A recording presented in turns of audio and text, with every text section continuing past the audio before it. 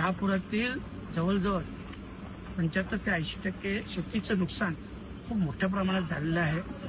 अवकाळी पावसामुळे बऱ्याच जणी शेती कापली होती किंवा ती पाऊस हवा आल्यामुळे खाली पडली गेली आणि त्याच्यामुळे संपूर्ण भात हे नष्ट झालेलं आहे. वाट दिसू दे गा देवा, वाट दिसू दे, वाट दिसू दे गा देवा, गाठ सुटू दे.